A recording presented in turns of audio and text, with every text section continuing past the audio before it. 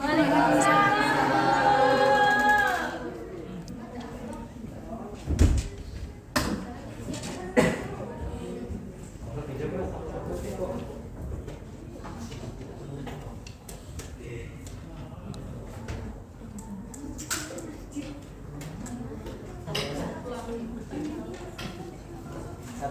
Selamat pagi anak-anak. Pagi.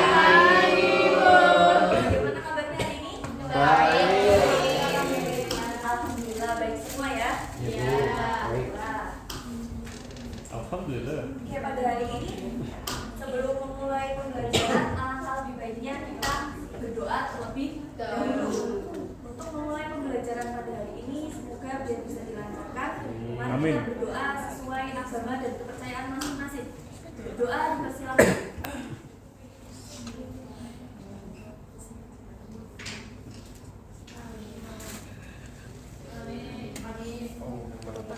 Udah ya. Untuk hari ini apakah ada teman-teman yang tidak berangkat atau berangkat semua? Berangkat semua. Kira-kira nggak berangkat ya.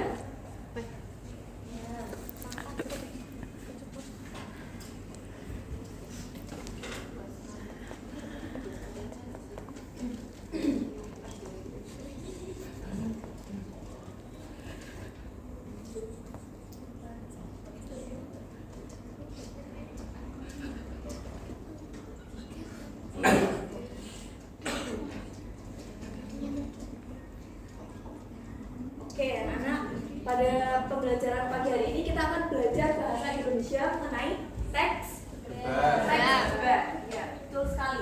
Pada materi pagi hari ini tujuannya, harapannya itu kalian nanti bisa membaca pendapat pro dan kontra atau bisa membedakannya. Mana pendapat pro dan mana pendapat kontra. Itu. Mari kita belajar bersama-sama dari awal, mulai dari pengertiannya. Pengertian teks debat. Mungkin dari yang pojok, Mbak Rati bisa dibacakan teks debatnya. Debat adalah kegiatan bertukar pikiran dengan menyampaikan argumen untuk mempertahankan pendapat. Teks debat adalah teks yang disusun berdasarkan kegiatan debat yang berlangsung. Oke, ada dua ya. Ya. Yang pertama ada debat dulu. Mungkin kalian sudah gak asing kan dengan kata debat? Ya. Ya.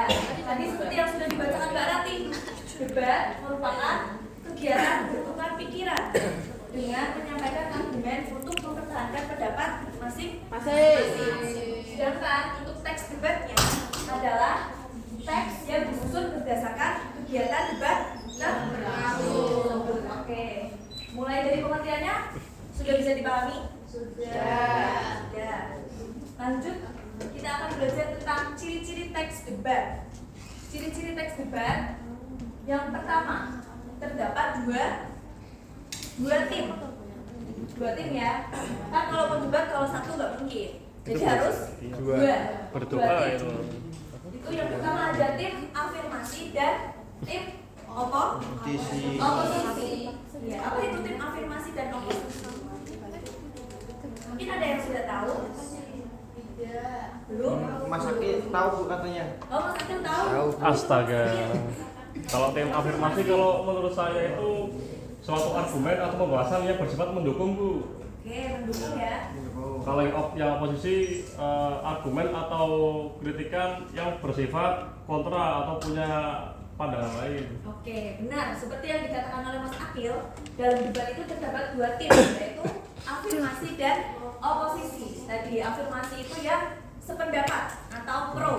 Kalau yang oposisi itu yang kontra atau tidak setuju. Itu ciri-ciri yang pertama. Ciri-ciri yang kedua, Mbak Manda boleh dibacakan? Terdapat dua sudut pandang, yaitu sudut pandang pro dan kontra. Oke, kalau tadi kan tim afirmasi dan oposisi. Kalau sekarang itu sudut pandang pro. Tadi pro itu yang setuju. Kalau kontra yang tidak setuju. Oke. Kalau yang ciri-ciri yang ketiga ada topik atau isu yang diperdebatkan. Nah, biasanya topik itu dinamakan Mosi tidak percaya. Mosi ya, itu ciri-ciri yang ketiga terdapat mosi. Terus yang keempat terdapat argumentasi atau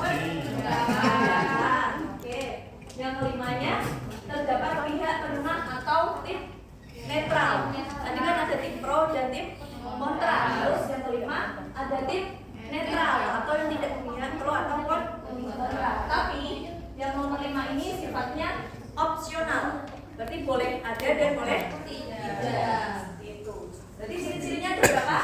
5. Oke. Lanjut yang ketiga ada unsur-unsur debat. Unsur debat ada 3. Tadi yang pertama ada mosi debat. Apa tadi mosi? Ada yang masih ingat? Hal yang diperdebatkan. Oke, yang kedua ada tim debat. Jadi tim debat itu yang tim pro dan tim kontra. Terus yang ketiga ada partisipan. Partisipannya itu apa aja sih? Orang-orang, oke, yang menonton. Dan ada lagi namanya moderator. Moderator itu yang menyampaikan awalannya dan akhirannya, yang membuka dan menutup debat. Itu namanya moderator. Itu unsur-unsur debat ada 3. Selanjutnya ada jenis-jenis debat. Sama dengan unsur debat, jenis debat ada 3. Yang pertama debat parlementer. Parlementer itu debat yang ada di kalangan pemerintah. Biasanya dilakukan oleh DPR atau DPD dan sejajarannya di kalangan pemerintah. Dan yang kedua ada debat kompetitif. Yang namanya kompetitif pasti debatnya itu diperlombakan. Betul sekali ya Natasha. Nanti dalam debat kompetitif itu dapat juara, ada juaranya. Dan yang ketiga ada debat konvensional. Nah, debat konvensional ini disebut juga debat yang ada di lingkungan pendidikan atau debat formal. Biasanya berada di kalangan organisasi atau di kelas pun bisa. Mungkin ada anak-anak organisasi di sini. Aji. Aji. Bu, itu anak organisasi. Itu ketua aku Bu, Aliansi Komting Unikel. Oh iya, pasti untuk para ketua organisasi nggak asing lagi tuh. Apa yang namanya debat yang ada di organisasi ya? OSIS.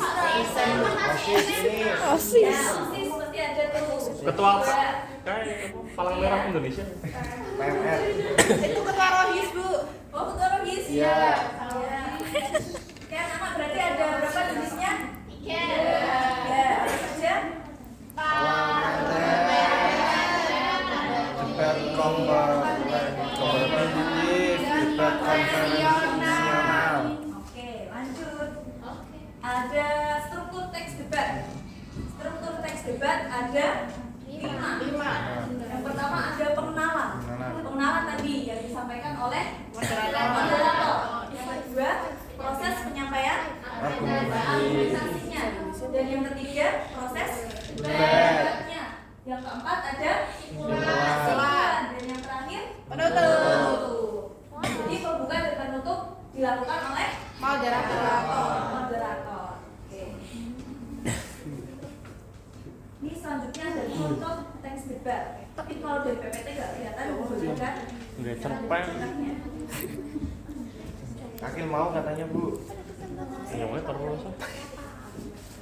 Titipku kue dari Bu. Gitu web.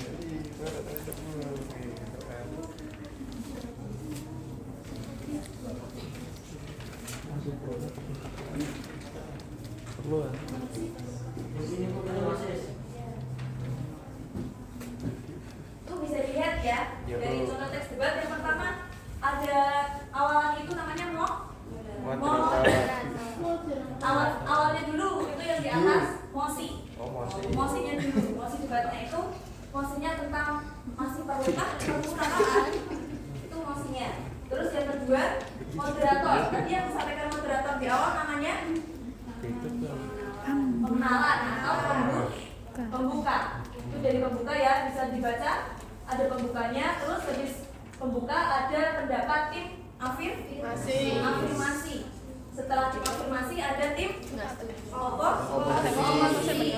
Setelah tim oposisi ada tim kesimpulan. Nah, setelah kesimpulan ada penutup. Penutupnya itu nanti dilakukan oleh Moderator. Oke.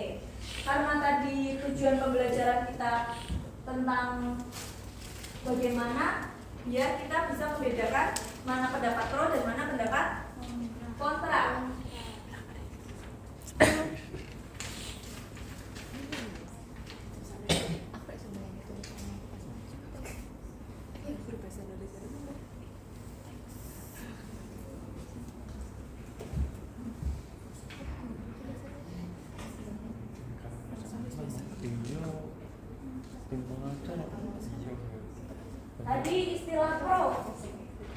punya istilah pro apa namanya?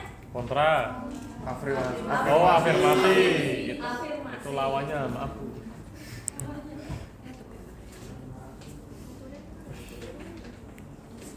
Kalau yang kontra? Oposisi. Oposisi. Oposisi Prabowo saya. Oke ya. Ini dari contohnya yang ada di depan, mosinya internet menggeser peran perpustakaan. Dari tim afirmasinya, boleh dibacakan siapa yang mau membaca tim afirmasi? Rizal. Rizal, Bu. Rizal, Bu. Boleh Mbak Manda?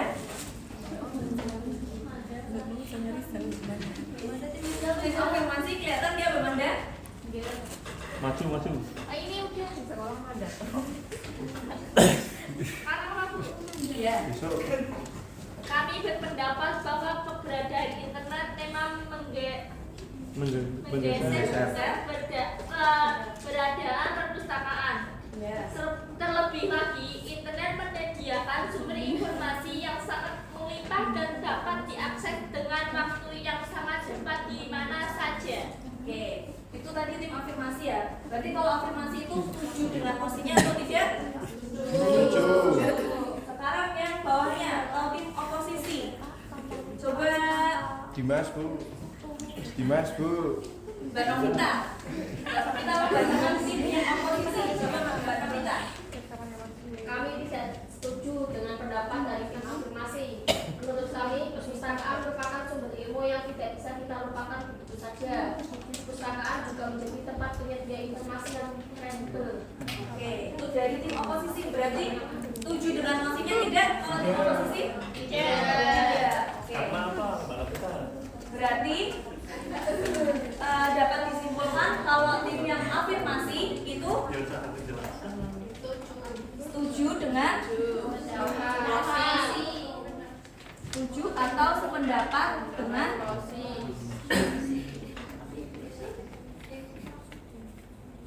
setuju atau sependapat dengan mosi. Kalau yang pendapat kontra, setuju tidak? Tidak setuju. Tidak setuju atau tidak sependapat dengan mosi.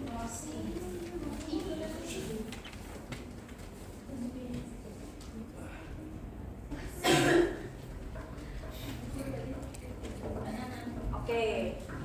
Dari sini apakah ada yang masih bingung atau mau ditanyakan? Tidak. Sudah paham? Oke. Sekarang Ibu punya permainan. Ada diamnya nggak, Bu? Ada dong. Ada Ada diamnya. Apa? Permen, Bu. Hanya Uang.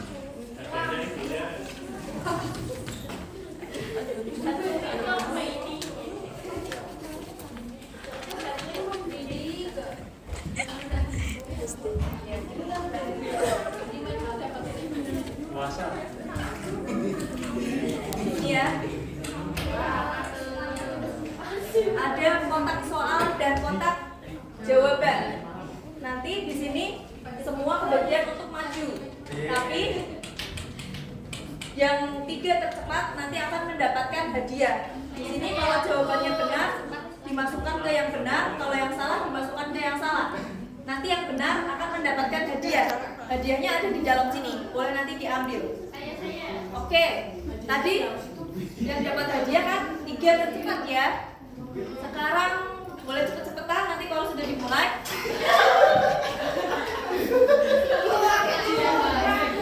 Dimulai.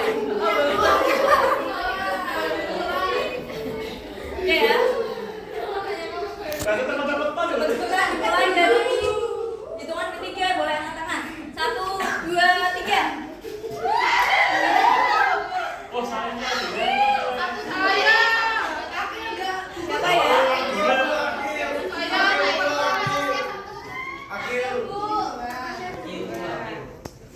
Siapa ya? Siapa ya? Saya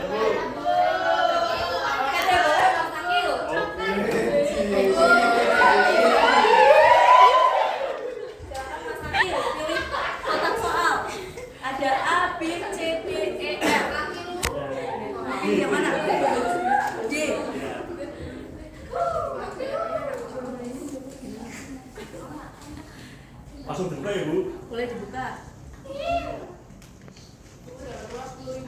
Dapat emosi apa Mas Akil? Bisa dibacakan judulnya yang di atas emosi.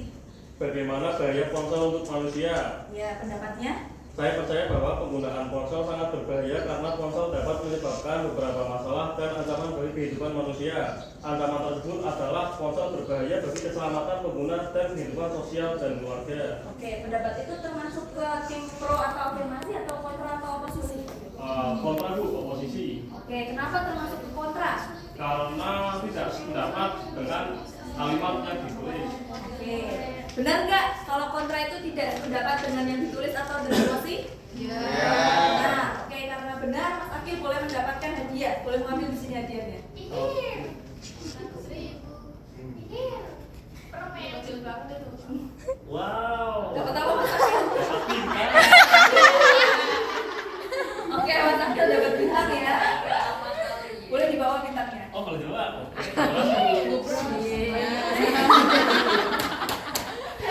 Oke, boleh maju satu lagi. Siapa yang mau maju? Ibu hitung lagi ya. 1, 2, 3. Oke, boleh Mbak Indi.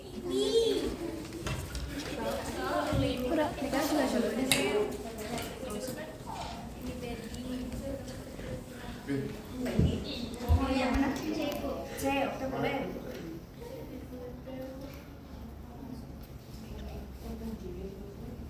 Boleh dibacakan Mbak Indi, dapat emosi apa Mbak Indi? Bagaimana keefektifan adanya ujian nasional? Oke, terus pendapatnya? Kami tidak sepakat dengan tim afirmasi. Menurut kami, ujian nasional tidak lagi efektif. Ujian nasional justru akan menambah beban siswa dan lebih buruknya lagi tidak sedikit siswa yang mengalami depresi ketika gagal melalui ujian nasional. Oke, dari pendapat itu masuknya ke pendapat pro atau kontra? Kontra, Kontra, kenapa kontra? karena tim atau argumen tidak setuju terhadap pelaksanaan ujian nasional karena dianggap bisa membuat anak depresi ketika gagal dalam ujian nasional. Oke, benar tidak apa yang dikatakan Mbak Indi? Benar. Betul. Oke, karena betul Mbak Indi boleh mendapatkan hadiah lagi. Diambil hadiahnya.